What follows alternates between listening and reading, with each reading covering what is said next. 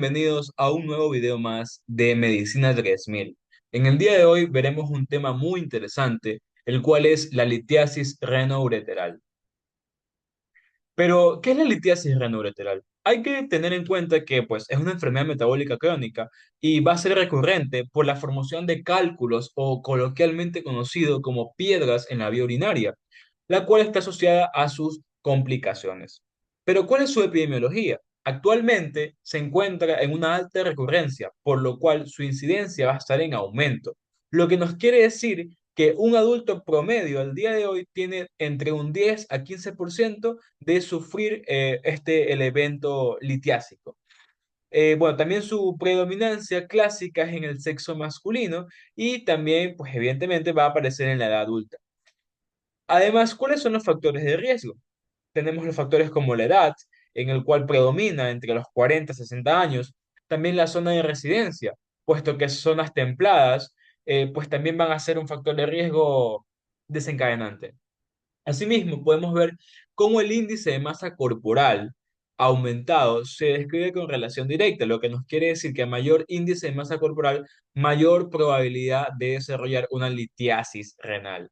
Asimismo, como mencioné, el sexo masculino tiene mayor predominio.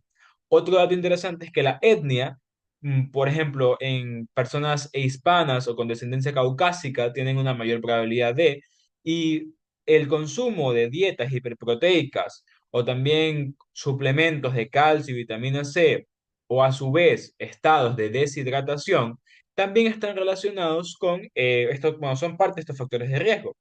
Adicional a esto, no es de sorprender que el antecedente familiar, pues también forma parte muy importante de estos factores de riesgo, así como lo es la ocupación en personas que se dedican al arte culinario. Vamos ahora a ver cómo se forman los cálculos, cuál es el proceso de litogénesis conocido. Bueno, pues lo primero es la sobresaturación, lo que quiere decir que es la presencia como tal de estas partículas en la vía renal. Estas partículas no se van a eliminar por un proceso erróneo de desintegración y luego va a pasar lo que es la nucleación, que estas partículas se van a empezar a agrupar en sí. Posterior a ello viene la agregación, que estos grupos se empiezan a unir en más conglomerados, por así decirlo, va a aumentar su tamaño hasta que finalmente se dé la obstrucción. Y este cálculo su diámetro sea mayor al de la luz de la vía renal, por lo cual lo va a tapar. Es como si una piedra de, digamos, 15 centímetros quisiera tapar, perdón, quisiera pasar por algún tubo que mida 5 centímetros su luz. Evidentemente no lo va a hacer y va a obstruir todo ese paso. Además, bueno, esta listogénesis está asociada a bajo volumen urinario, lo que se conoce, bueno, en un término médico como oliguria, y alteración de los factores desencadenantes e inhibitorios. Por ejemplo, en cuanto a los factores desencadenantes, tenemos a la acidosis, a la infección urinaria, al calcio, al oxalato, al óxido úrico, a la cistina y al sodio. Y en los factores inhibitorios, el citrato, el magnesio y algunos medicamentos. ¿Pero qué quiere decir esto? Por ejemplo, la acidosis va a ser un estado el cual promueva que, bueno, o sea, un aumento excesivo del calcio, el cual está directamente relacionado en formar estos cristales, o también como oxalato de calcio. Asimismo, la cistina también puede formar estos cristales de cistina, el fosfato de magnesio y amonio, el ácido úrico. Incluso esta acidosis también predispone un estado en el cual se pueda desarrollar una infección urinaria que a su vez va a desencadenar en la formación de otros fragmentos o cálculos por una eliminación inadecuada, como le hemos hablado en la sobresaturación. Bien, en cuanto ahora vamos a hablar sobre los tipos de cálculos renales. Entonces, tenemos alrededor de 5 tipos de cálculos renales. Ya como les había mencionado, el oxalato de calcio, el fosfato de calcio, los cálculos de struvita, los cálculos de ácido úrico y los cálculos de cistina. Los cálculos más frecuentes son los oxalatos de calcio, alrededor de un 75% de los casos. Evidentemente van a estar estrechamente relacionados con niveles elevados de calcio en sangre, ya así también como niveles de hipocitraluria, hiperoxaluria, hipomagnesiuria, etcétera. Los cálculos de fosfato de calcio también son frecuentes y están relacionados o se forman en un pH alcalino, es decir, en un medio no ácido, un medio básico, y están asociados a acidosis tubular renal.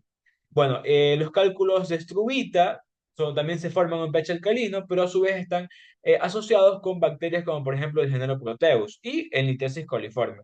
Los cálculos de ácido úrico se forman en cambio en un pH ácido, están asociados a patologías como la gota, y los cálculos de cistina están asociados a cistinuria, que pues también está relacionada con una condición genética.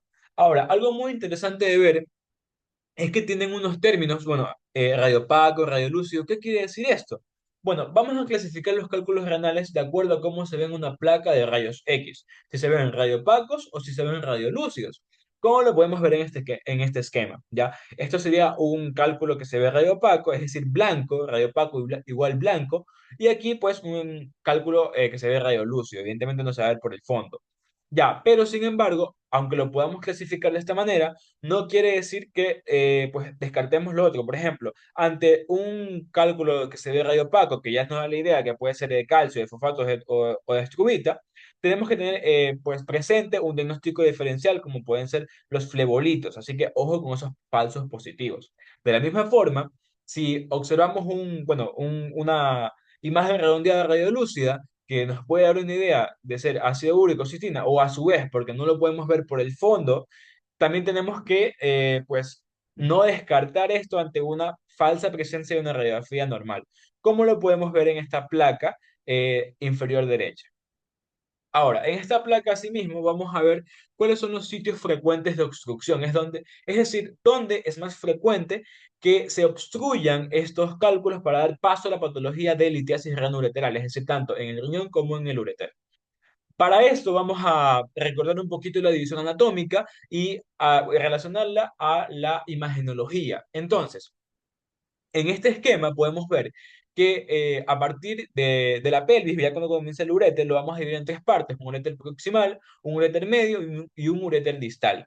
El uréter proximal va a ir a nivel, adosado, se podría decir, al nivel de las vértebras antes de llegar a la pelvis. El uréter medio, pues como tal en la pelvis, y el uréter distal ya pues llegando a la vejiga. Entonces lo podemos relacionar aquí en esta placa de rayos X, donde podemos ver alrededor, las flechas nos ayudan de 3, 4 imágenes redondeadas radiopacas, una que se encuentra en el uréter proximal, otra en el uréter medio y otra en el uréter distal. Ya, esto así lo podemos relacionar. De la misma forma, podemos ver cuáles son los síntomas.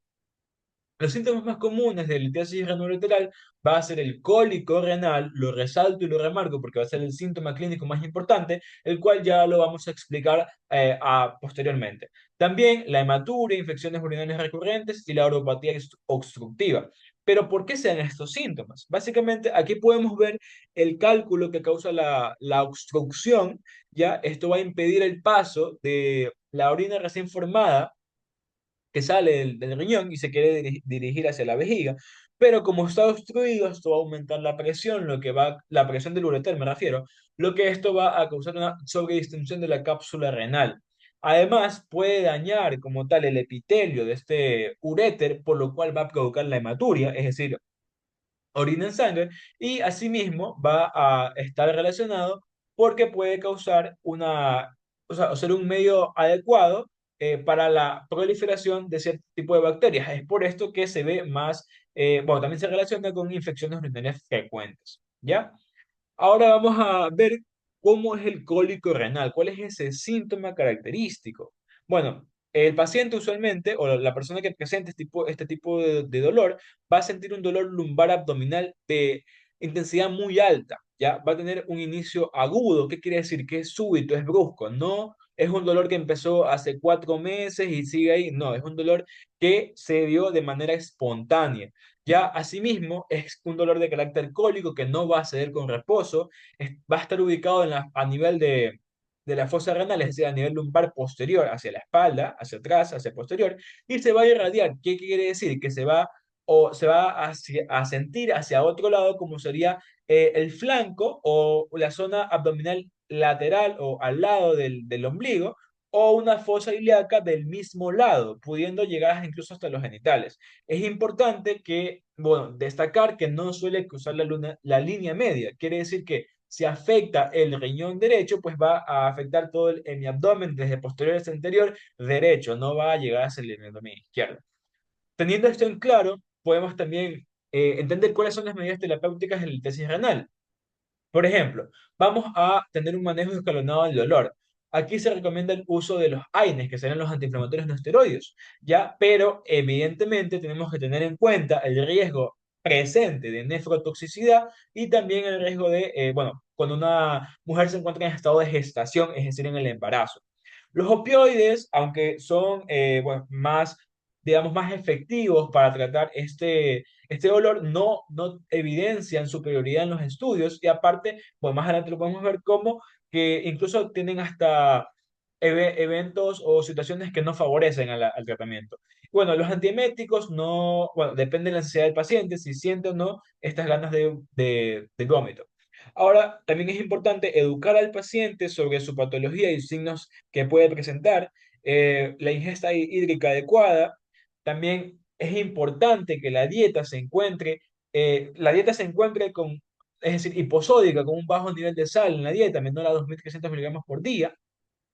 Hay que bajar la ingesta de carne, cerveza, alta ingesta de frutas y verduras y también una ingesta moderada de calcio, porque es el primero, el más frecuente, digamos, mineral que está relacionado directamente con la litiasis, ¿ya? Adicional a ello es importante reducción de peso y actividad física. Todo esto sería lo ideal antes, pero primordialmente, más que todo lo de la dieta, durante y hasta después del evento.